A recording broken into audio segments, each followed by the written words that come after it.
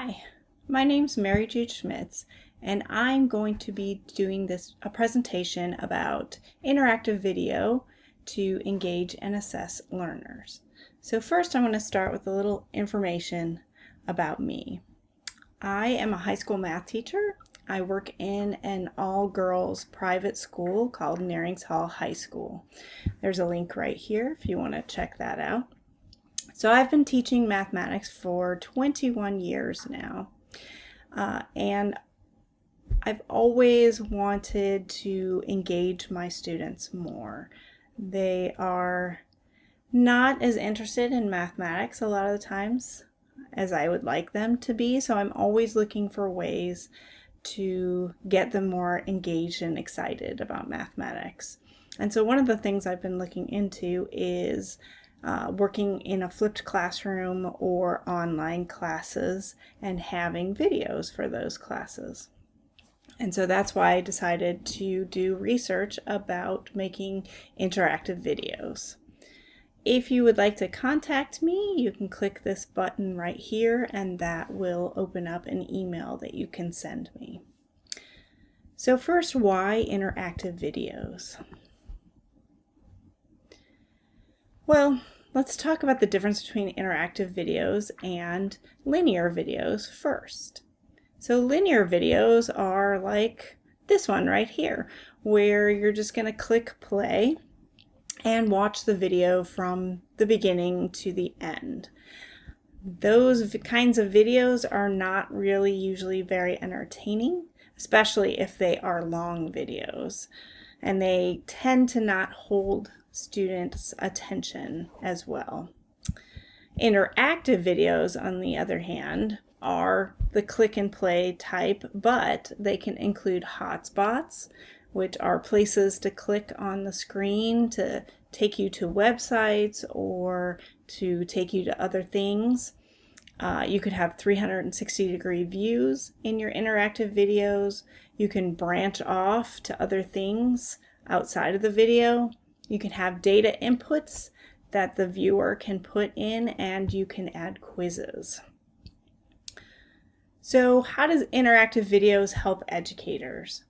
Well, they will increase engagement because they are active rather than just passive. You don't just sit back and watch the video, you have to actually participate. And so it keeps students engaged and gives them something to do while they're watching the video.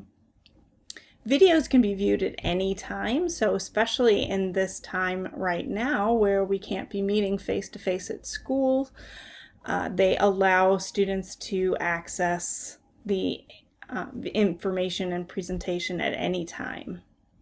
And so that helps teachers create flipped classrooms, also completely online classes.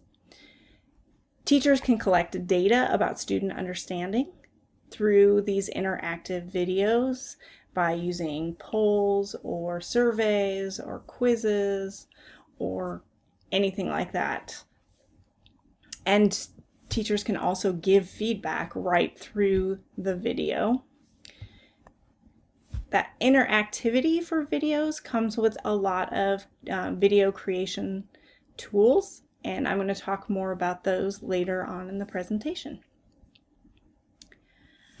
So how is interactive video beneficial to students? Well, videos have both audio and visual components to them, so they can help many different types of learners. They're not just your teacher standing in front lecturing, but they have a lot of other things that you can incorporate into them.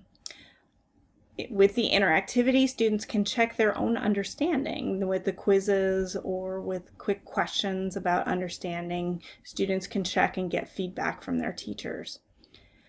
Unlike a lecture, students can re-watch parts of the video or all of the video if they missed something or they need something. Videos can be watched anywhere at any time, and so students can access them when they have time to access them.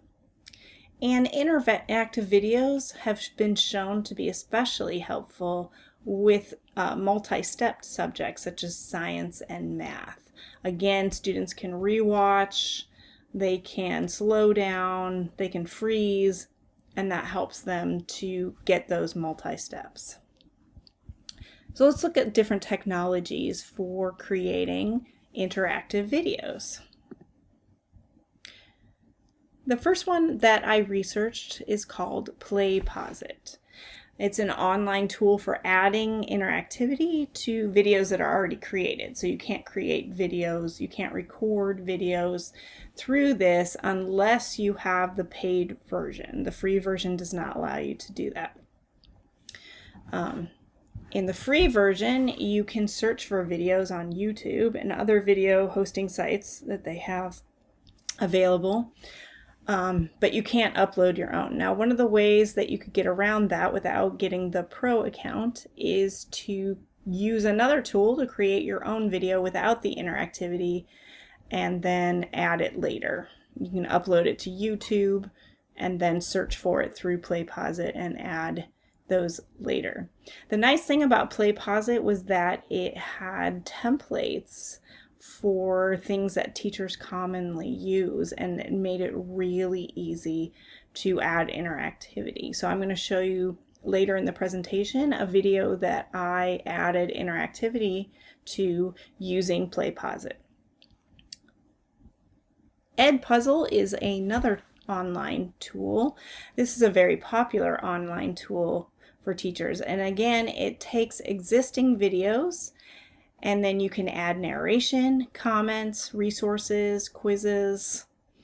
Edpuzzle also works directly with a lot of popular learning management systems like Google Classroom or Canvas. Edpuzzle also has a free version and a paid version. In the free version, you can only store 20 videos, and in the paid version, you have unlimited space. But everything else about the free version and the paid version are the same. So any of the editing tools, any of the interactivity that you can add is the same in both versions. So that was a plus for Edpuzzle. Now, since both of those you cannot create your own videos and upload them or record videos through those tools unless you have the paid version of PlayPosit, Screencast-O-Matic is a great tool for video creation. You can't add interactivity with Screencast-O-Matic, but you can create videos with that, upload them to YouTube, and use a lot of those tools to add the interactivity. So the free version is really all most people need to get started. It includes an online screen recorder and a video recorder, so you can have yourself in your videos along with what you're doing on your screen. And it has some basic editing tools. And the paid version isn't really that expensive either. It's about $1.50 per month and gives you more sophisticated editing tools. You can do a little bit more with your videos if you wanted to make them a little more professional. And finally, the last one that I looked at is Camtasia. This is actually my choice. I'm very familiar with Camtasia. I'm actually using Camtasia to make this presentation. I'm using version 2019 and I have a Mac. So Camtasia is not free. It's a little bit pricey. However, you can get a maintenance package with it, and that gives you free upgrades for the next time. And it also gives you tech help while you have that maintenance. And then it is a tool for video creation. So you can do screen recording, you can do video recording with your own picture like I've done with this one. And it has the ability to add interactivity. You can add quizzes, you can add hotspots, you can add separate narration. So it's a very sophisticated tool that I found is not that hard to learn. So to me, it was worth the price. And there are discounted prices for educators for that one.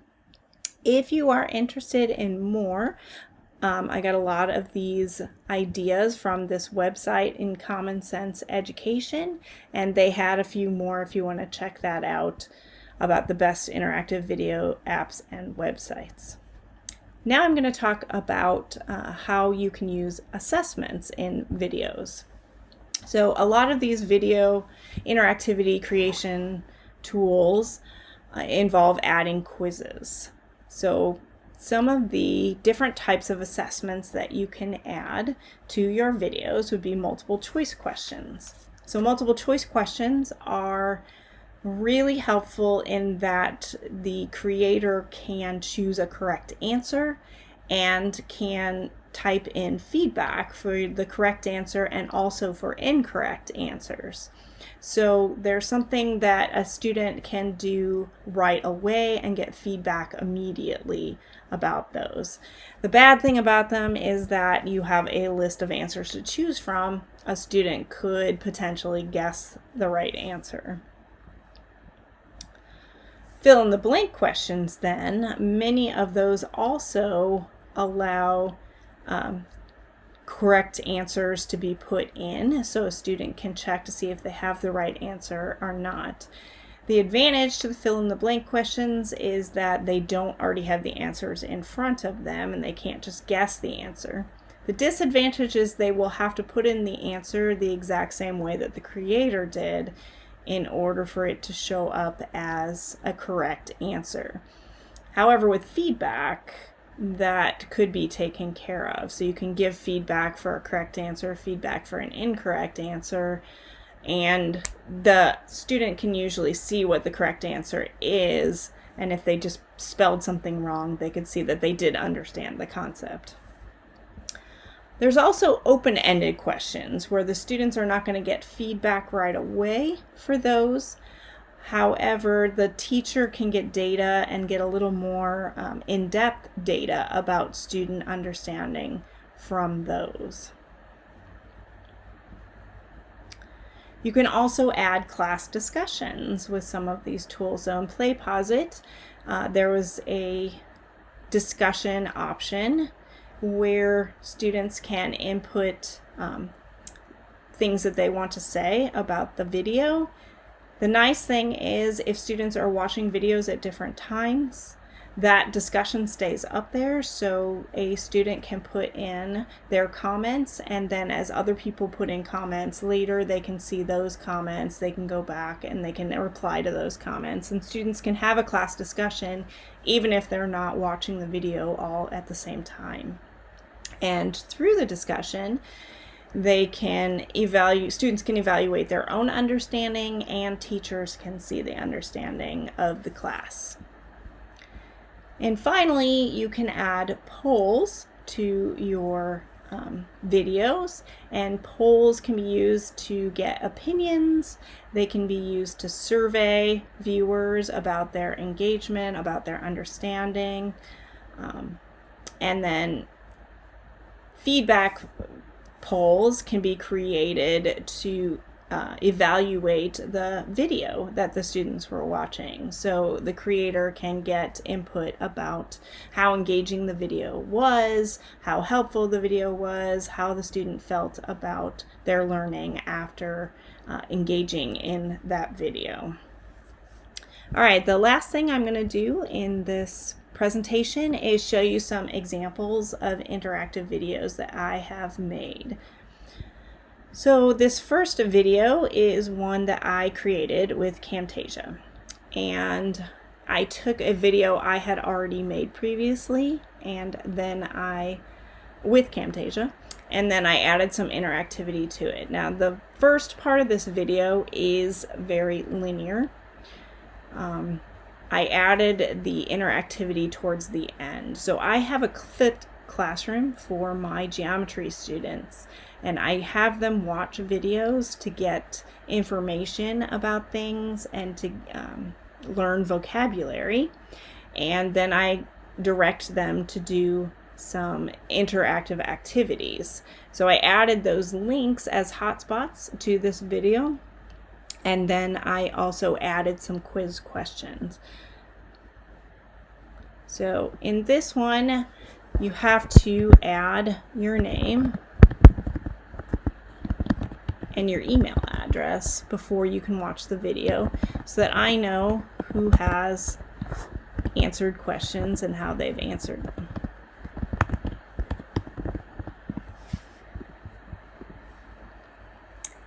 Today we'll be doing 10. Now I'm going to go ahead and move up to the interactive part. So this first part of my video is just me explaining about different kinds of angles and circles. And right around 8 minutes and 30 seconds is when the interactivity is going to start. So here I have students looking at that picture here, and then they are going to take a quick quiz about what they just listened to and about this picture. So in this quiz is asking which one of these is not a place you can find the vertex of an angle, and actually I've listed all the places you can find the vertex of an angle in a circle. So that would be the answer here, and you can see that feedback is that is the correct answer, and I told them they did a great job.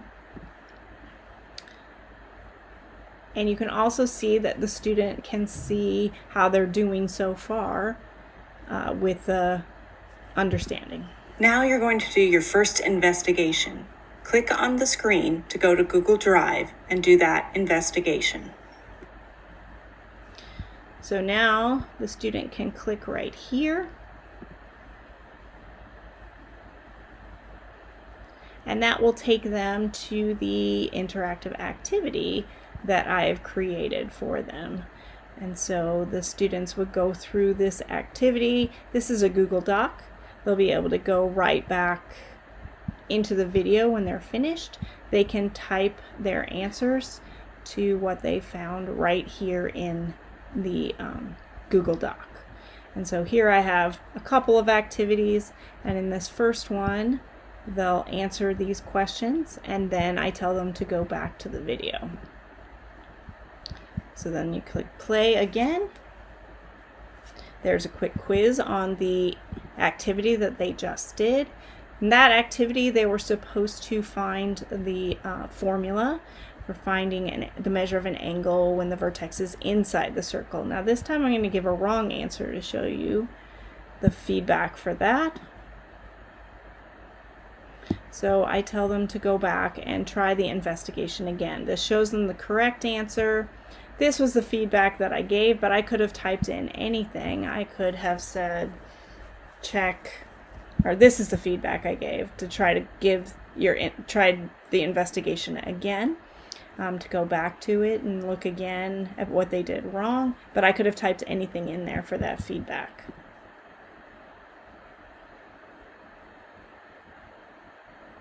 Now you're going to do your first investigation. Click on the screen to go to Google Drive and do that investigation. Because I got that one wrong, I set it so that it took them back to doing that investigation again so that they could look at how to do that. Now click here to do the next part of the investigation. So once again, that will take them to that Google Doc, and they can scroll down and do the rest of the investigation. And I added one more quiz to the end of that, and this time I'm going to get the answer right to that one. So here it could say it's showing me how I did on that quiz and the answers to that quiz. So I only added one question to the quiz. You can add as many questions as you want to that quiz with Camtasia. The next video that I made, I found this video on YouTube, and then I used PlayPosit to edit it and put interactivity into it. You cannot embed your videos from PlayPosit with the interactivity here, so you'll have to click on this to get to that video.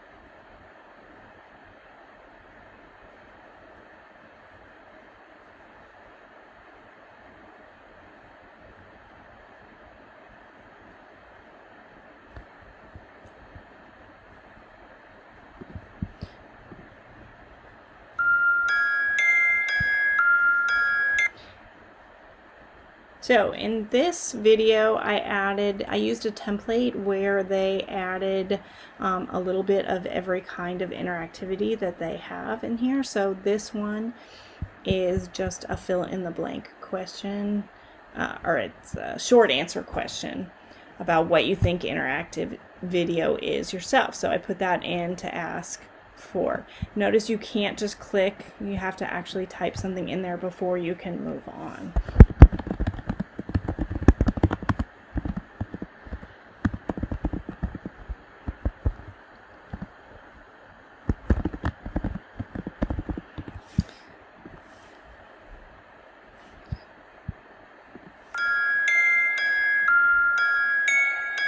You can also put in notes here while you're watching the video by clicking on this tab right here. Students can take notes. So now I put in a multiple choice question. We're asking what is this video about to see if the viewer was actually watching the video or not so far. I also had feedback in there for the viewer.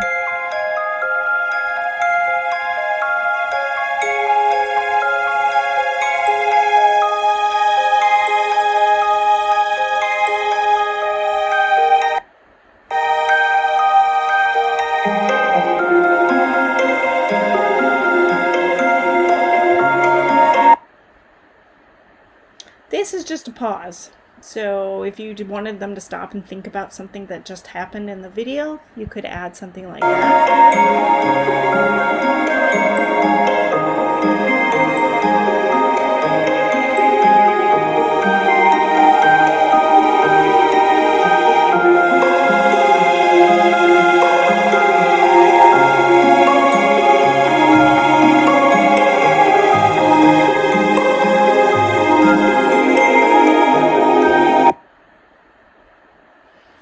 Okay, now I added a poll in here, so I wanted to see what people thought about the video so far. This is one where you just have to pick one of these. So if you're having a good time, go ahead and click Fun.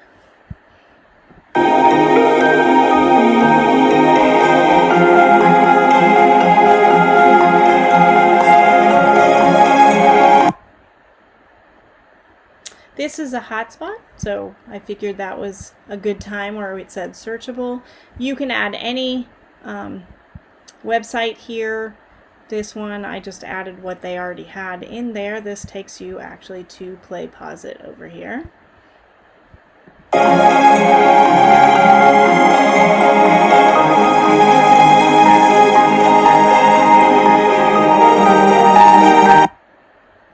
And this is a fill in the blank. So here, if you had been watching the video, you can put in the things that this video says about interactive video.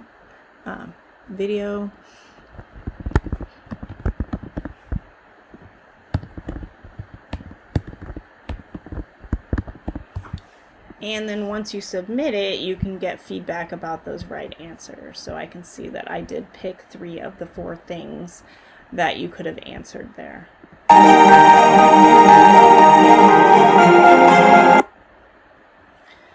Okay, this is just asking an opinion about what you thought of this video. So this would be an essay type, or this is a discussion.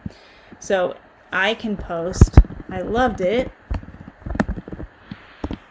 And then other people that are watching the video can also post, and I'll be able to see what they put in there.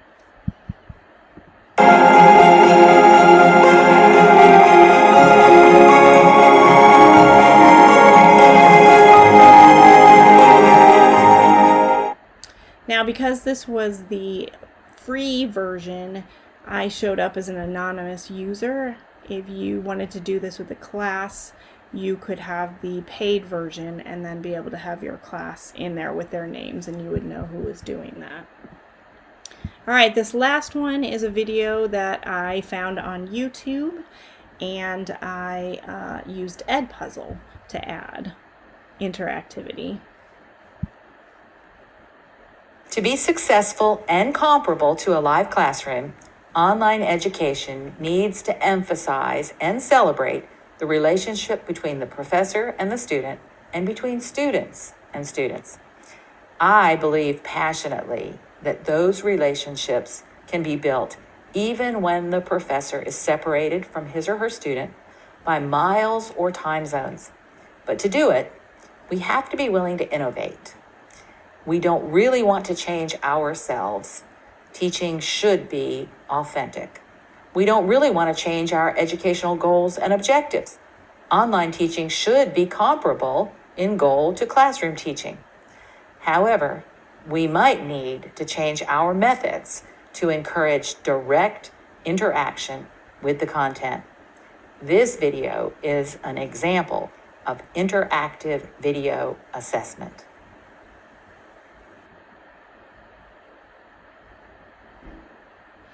So here I added a multiple choice quiz. And again, this is in guest mode because I haven't added a class to Edpuzzle yet. Notice down here you can skip the question. I could have set that so that wasn't allowed and that wouldn't show up there. You can also re-watch if you get to the question and you're not sure how to answer it, and it will take you back. So those are all things that are default in Edpuzzle.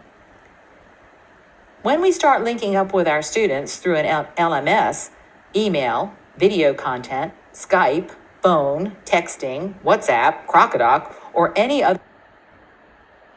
So here I added just a quick question in here. This one doesn't have a correct answer and you can't type it in, but it's a little note that I added for them to think about. Any other method of communication, I think it sometimes feels like we've been letting our students camp in our living rooms. For all the distance caused by lack of eye contact, the 24/7 nature of online education still seems to pervade all of our lives. That's both a great blessing and a great challenge. And so here I added a question, an open-ended question. So there's no right or wrong answer. The viewer will not get feedback on their answer, but the creator will be able to see the answer and get an idea of what the viewer thought about this video.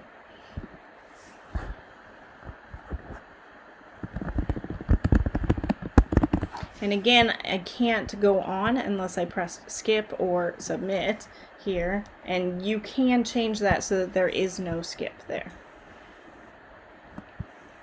With all the opportunities for interaction available through creative use of a good LMS, don't fall into the trap of thinking that all great online classes have to be just alike.